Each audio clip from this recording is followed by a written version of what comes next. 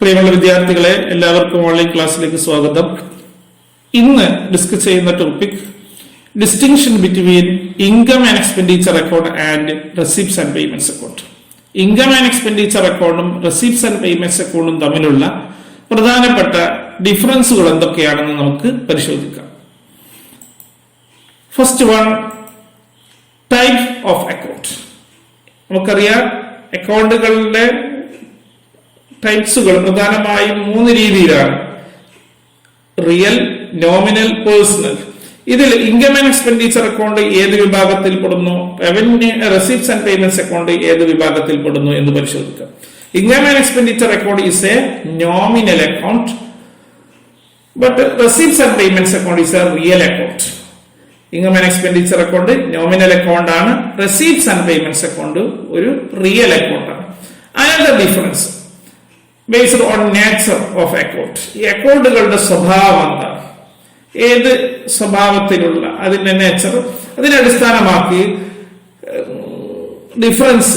Income and expenditure account is just like a profit and loss account. Income and expenditure account trading concerns തയ്യാറാക്കുന്ന profit and loss account പോലെയുള്ള ഒരു അക്കൗണ്ടാണ്. Whereas in the case of receipts and payments account, it is the summary of the cash book. Receipts and payments account സംബന്ധിച്ചിടത്തോളം അത് cash ബുക്കിന്റെ ഒരു സമ്മറിയാണ്. എന്നാൽ income and expenditure account is just like a profit and loss account. Then another difference, nature of items included. നമ്മൾ ഈ അക്കൗണ്ടുകൾ ഉൾക്കൊള്ളുന്ന വിവിധ ഐറ്റങ്ങളുടെ നേച്ചർ അടിസ്ഥാനമാക്കി ഇവയുടെ ഡിഫറൻസ് നോക്കാം. First, income and expenditure. It record income and expenditure of revenue nature. Income and expenditure അക്കൗണ്ടിൽ record ചെയ്യുന്ന ഇൻകവും എക്സ്പെൻഡിച്ചറും റവന്യൂ നേച്ചർ ഉള്ളതായിരിക്കും. എന്ന് പറഞ്ഞാൽ റവന്യൂ ഐറ്റംസ് മാത്രമേ ഇൻകം ആൻഡ് എക്സ്പെൻഡിച്ചർ അക്കൗണ്ടിൽ റെക്കോർഡ് ചെയ്യുകയുള്ളൂ. റവന്യൂ ഇൻകവും റവന്യൂ എക്സ്പെൻഡിച്ചറും മാത്രമേ ഇൻകം ആൻഡ് എക്സ്പെൻഡിച്ചർ അക്കൗണ്ടിൽ റെക്കോർഡ് ചെയ്യുള്ളൂ. എന്നാൽ റെസീപ്റ്റ്സ് ആൻഡ് പേയ്മെന്റ്സ് അക്കൗണ്ടിനെ സംബന്ധിച്ചിടത്തോളം it record receipts and payments of revenue as well as capital nature. ഒരു റെസീപ്റ്റ്സ് ആൻഡ് പേയ്മെന്റ്സ് അക്കൗണ്ടിൽ all receipts and payments of revenue as well as capital nature, revenue നേച്ചറിലും capital നേച്ചറിലുമുള്ള എല്ലാ റെസീപ്റ്റ്സുകളും പേയ്മെന്റ്സുകളും receipts and payments അക്കൗണ്ടിൽ രേഖപ്പെടുത്തും. അവിടെ revenue item മാത്രമേ രേഖപ്പെടുത്തൂ എന്നുള്ളത് പോലെയുള്ള തടസ്സം എവിടെയില്ല, റെസീപ്റ്റ്സ് ആൻഡ് പേയ്മെന്റ്സ് അക്കൗണ്ടില്ല. റെസീപ്റ്റ്സ് ആൻഡ് പേയ്മെന്റ്സ് അക്കൗണ്ടിൽ എല്ലാ ക്യാപിറ്റൽ, റവന്യൂ, റെസീപ്റ്റ്സുകളും പേയ്മെന്റ്സുകളും രേഖപ്പെടുത്തുന്നു. Then another difference, period. ഏത് പീരീഡിലുള്ള ഐറ്റംസ് ആണ് രേഖപ്പെടുത്തുന്നത് എന്നതിനെ അടിസ്ഥാനമാക്കി ഡിഫറൻസ് നോക്കാം. Then in income and expenditure account include only current period income and expenditure.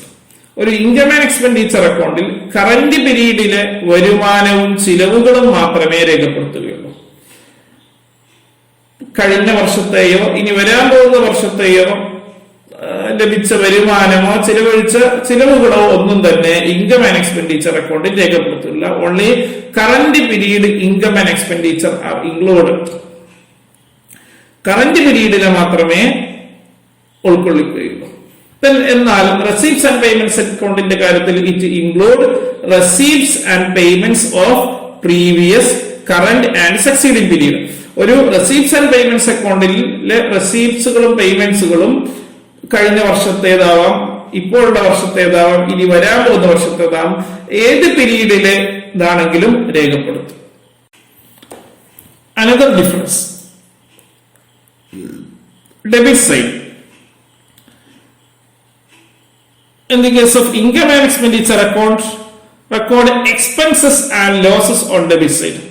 Income and expenditure അക്കൗണ്ടിന്റെ ഡെബിറ്റ് സൈഡിൽ റെക്കോർഡ് ചെയ്യുന്നത് എക്സ്പെൻസുകളും ലോസുകളാണ്.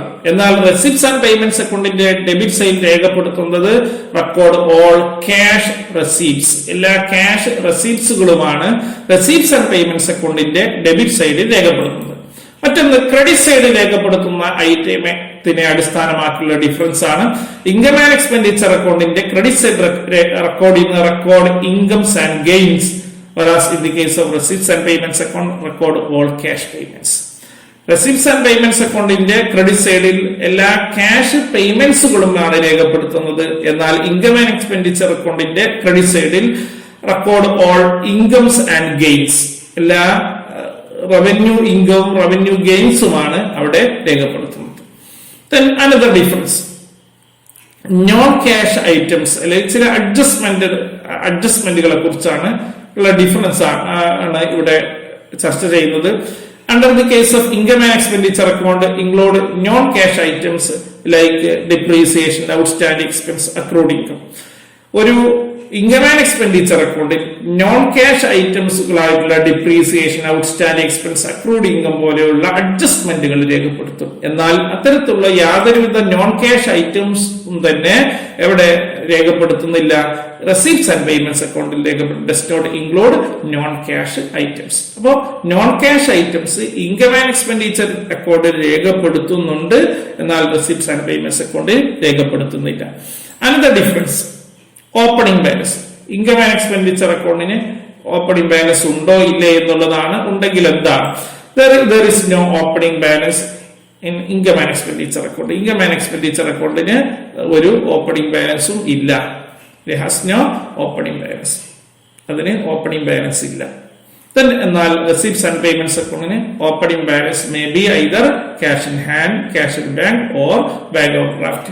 റെസിപ്റ്റ്സ് ആൻഡ് പേയ്മെന്റ്സ് അക്കൗണ്ടിന് ഓപ്പണിംഗ് ബാലൻസ് ഉണ്ട്. അതൊന്നെങ്കിൽ ക്യാഷ് ഇൻ ഹാൻഡോ, ക്യാഷ് ഇൻ ബാങ്കോ, ബാങ്ക് ഓവർ ഡ്രാഫ്റ്റോ ആയിരിക്കും. ഇനി ക്ലോസിംഗ് ബാലൻസുമായി ഇൻകം ആൻഡ് എക്സ്പെൻഡിച്ചർ അക്കൗണ്ടിന്റെ ക്ലോസിംഗ് ബാലൻസ് അല്ലെങ്കിൽ ഇൻകം ആൻഡ് എക്സ്പെൻഡിച്ചർ എന്തിനു വേണ്ടിയാണ് തയ്യാറാക്കുന്നത്?